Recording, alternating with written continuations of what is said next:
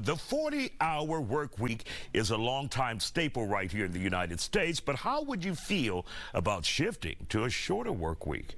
How about 32 hours? Senator Bernie Sanders is working on making that happen in Congress. He has proposed a new bill that would create a standard 4-day work week. Workers would not have to take a pay cut. They'll get the same pay as 40 hours per week. The bill would take full effect over a 4-year period.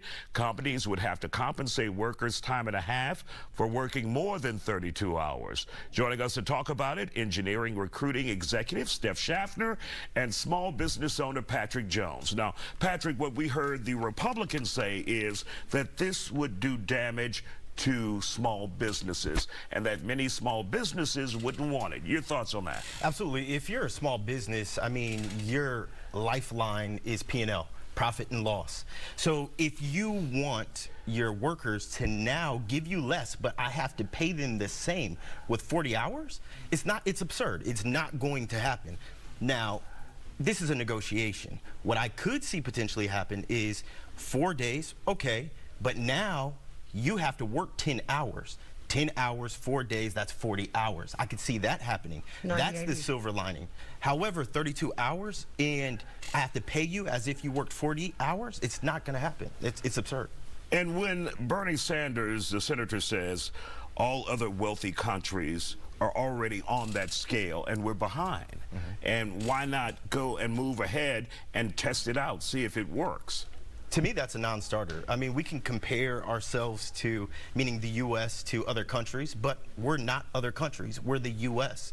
And what we've established here is a 40-hour work week. I'm not necessarily opposed to a 40-hour work week, but I'm not going to pay, you know, or I'm not going to have my employees work 32 hours. Steph, your thoughts on this? I'm kind of 50-50 on it. And I was thinking, Patrick, there was a time where people would work 80 hours a week. Exactly. And children would work. Yeah. And as you get time, you go time into the future or advancement, then things change. Right. But you're not ready for that change. I mean, we're talking about 8 hours, Patrick. We need that from you. Look, it's you know, it's hard out here for a pimp, as they say. But you're speaking as a business owner. Exactly. All right, Steph, let's hear from you. So I'm 50-50 on this. Now, a lot of these countries, like work-life balance is a big thing, and there is percentages of single mothers that are out there that have got to work and then take care of their children. This would be helpful for them. There has to be a medium to where we could make it work all around, because apparently this has been since 1940 and we're in the dinosaur ages of, you know, work-life balance and 40 hours a week.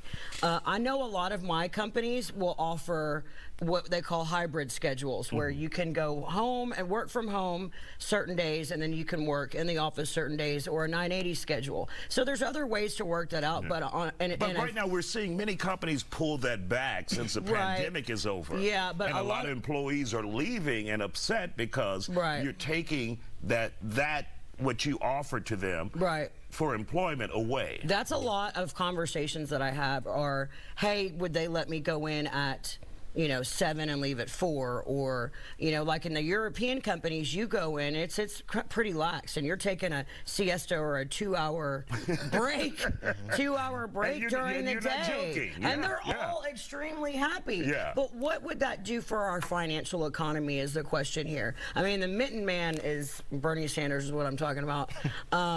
Actually, you know, has a fairly good idea, but what is the repercussions of it financially for some of these small businesses? And do you think members of Congress will take this seriously when we talk about the Republicans? Because it was on the agenda last year and it went nowhere. They didn't even vote on it.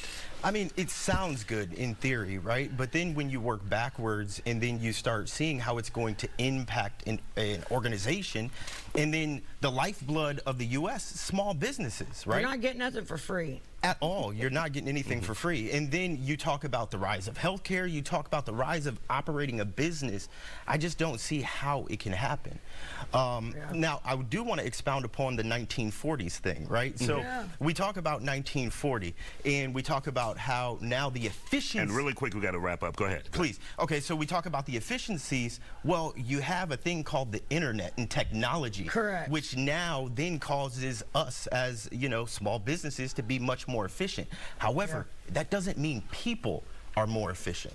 Yeah. All right. Would you give us 4 hours off on Friday? You know, we'll see.